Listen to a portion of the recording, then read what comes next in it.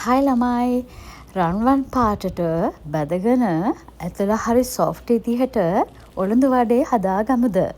ඉතින් ඔයගොල්ලෝ චුට්ටක් බලන්නකෝ මේ උළුඳු වඩේ කොච්චර සොෆ්ට්ද කියලා ඇතුලේ. ඇත්තටම මම ටිකක් ලොකුවට වඩේ ගත්තා. ඒක පොඩ්ඩක් කලබලෙන් හදපු හින්දා ටිකක් ලොකුවට ගත්තා සහ මම කැමති පොඩියට කන්න නෙමෙයි සාමාන්‍යයෙන් ටිකක් ලොකුවට වඩේ තියෙද්දි ඇත්තටම මාරම රසයි ඒ වගේම මාරම සොෆ්ට්. ඔයගලන්ට පේනවා ඇති කොච්චර මේක සොෆ්ට්ද කියලා. ගොඩක් අය පාන් පිටි දාලානේ හදන්නේ. උඳු වලින් හදනවා අඩුයිනේ හොඳටම උඳු එකතු කරලා. ඉතින් අපි හදාගමු හරි රසට.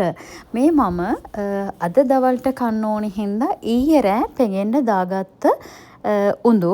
මම මේ උඳු ටික හොඳට හොදලා පිරිසිදු වතුර තමයි පෙගෙන්න දාගත්තේ. ඊට පස්සේ ඉතින් ඔයගලන්ට පේනවා ඇති උඳු වල පාටත් එක්ක වතුර වල පාට වෙනස් වෙලා. ඊට පස්සේ මම මේ ටික බ්ලෙන්ඩ් කරගත්තේ. ඔයගලන්ට ග්‍රයින්ඩ් එකක් තියෙනවා නම් ග්‍රයින්ඩ් එකෙන් ඔක්කොම උඳු ටික දාලා එකපාරම ඔයගලන්ට ග්‍රයින්ඩ් කරගන්න පුළුවන්. නමුත් මං ගාව මේ වෙලාවේ බ්ලෙන්ඩ් එකක් විතරක් තියෙන හින්දා මම මේ විදිහටයි බ්ලෙන්ඩ් කරගත්තේ. ඔයගලන්ට පේන්නේ නැති මම අයිස් කැට දාලා සහ උඳු පෙඟෙන්න තිබ්බ වතුර එකතු කරලා තමයි මේ ටික මේ ගානට බ්ලෙන්ඩ් කරගත්තේ. මතක තියාගන්න වතුර එකතු කරද්දී හරි පරිස්සමට වතුර එකතු කරන්න. වැඩි එකතු කරන්න එපා. මොකද මේක තෝසෙ බැට එකක් නොවෙන හින්දා. ඊට පස්සේ මම මේක බ්ලෙන්ඩ් කරගත්ත 95ක් විතර. ඊටු 105 චූටි කෑලි වගේ අහුවෙන්න මම තියාගත්තා. එහෙම තමයි සාමාන්‍ය උඳු හදද්දී ගන්නෙ. මොකද චුට්ටක් හැපෙද්දි කෑලි තියෙන්න ඕනේ හින්දා. මම ඊට පස්සේ ටිකක් ලුණු කපාගෙන ඒ වගේම අමු මිරිස් කපාගෙන දාගත්තා. ඔයගොල්ලන්ට තියෙනවා නම් අනිවාර්යෙන්ම තියෙනවා නම් නෙමෙයි අනිවාර්යෙන්ම කරපිංච සහ කොත්තමල්ලි කොලත් එකතු කරොත් හරි වටිනවා. ඉතින් මම ඒකට චූටි ප්‍රමාණයක් හාල් පිටි එකතු කරගත්තා. රස පදමට ලුණු එකතු කරගත්තා.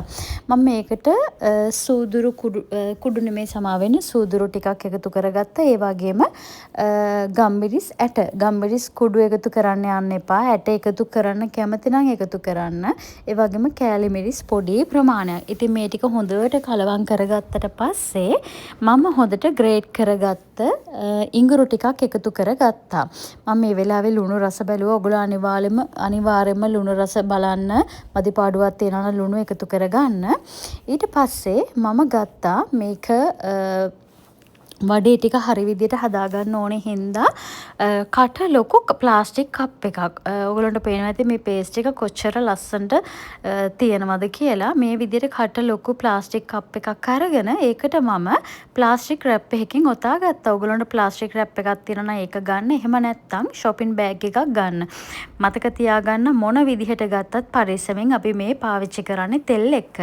ඉතින් මේ ප්ලාස්ටික් රැප් එක උඩින් මම වතුර චුට්ටක් ගාගත්තා. ඒ ගාගත්ත හේතුව මේ වඩේ ටික තෙල් වලට අපිට වට්ට ගන්න ලේසි හින්දා. ඉතින් අවශ්‍ය ප්‍රමාණයට මම වඩේකට පේස්ට් එක මේ දාගෙන මේකට මම මේ හදන හිල ටිකක් ලොකුවට හැදුවා. හේතුව පොඩියට හදාගත්තොත් වෙන්නේ අපි මේක හිමින් සීරුවේ තෙලට එකතු කරද්දි මේ හිල හැම් පිටින්ම බැහැනවා. අන්නේ හින්දා හිල ටිකක් චුට්ටක් ලොකුවට හදන්න එක තෙලට වටද්දි හිමින් සීරුවේ ඒකේ අවශ්‍ය ගානට හැදෙනවා. මම වගේ කලබල වෙලා ඔයගොල්ලෝ මේක කප් එක උස්සන්න යන්න එපා. මොකද කප් එක උස්සන්න යන්න ගත්තොත් කොටසක් කැඩෙනවා අනිවාර්යයෙන්ම. ඉතින් මං කලබල වෙලා ඇත්තටම මගේ තිබ්බ වෙලාවත් එක්ක මම ඉක්මනින් කරන්න අවශ්‍ය හින්දා මම මේ ටික කලබලෙන් හදාගත්තේ. ඉතින් ඔයගොල්ලෝ ප්ලාස්ටික් මේ විදිහට මං කරපු විදිහට කරනවා නම් අනිවාර්යයෙන්ම හරි පරිස්සමට ඔයගොල්ලෝ මේ තෙල් ටිකට මේක ලං කරලා එකතු කරන්න. තෙල් ටිකෙන් පිච්චෙන්නේ නැහැ. නමුත් ඔයගොල්ලෝ හරි ගානට එකතු කරගන්න. සහ මම වඩේ ටික බැදගත්තට පස්සේ එක පැත්තක් සම්පූර්ණ රත් වෙනකම් මම තියාගත්තේ නැහැ. ඒ කියන්නේ රන්වන් පාට වෙනකම් මම තියාගත්තේ නැහැ. මම වඩේ එක මුලින්ම දාලා තප්පර 10ක් විතර 10ක් 15ක් අතර විතර ගියාට පස්සේ මම අනිත් පැත්තට ආපහු හරව ගත්තා. ඊට පස්සේ මම මේකට ග්‍රීන් චට්නි එකක් තමයි හදාගත්තේ. ඔයගොල්ලන්ට කරපිංච එහෙම තියෙනවා නම් එකතු කරගන්න. මට කරපිංච නැති හින්දායි මම එහෙම එකතු කරගත්තේ නැත්තේ. ඉතින් මේ විදිහට හදලා බලන්න. කැමති නම් ඔයගොල්ලන්ට පුළුවන් මේ පේස්ට් එක හදලා ඉවර වෙලා පැය භාගයක් විතර තියලා ඉවරලා වුණත් ඔයගොල්ලන්ට මේක හදාගන්න. ඉතින් මේක ප්‍රයෝජන වුණා නම් ලයික් කරලා කමෙන්ට් කරලා මට අනිවාර්යයෙන්ම කියන්න.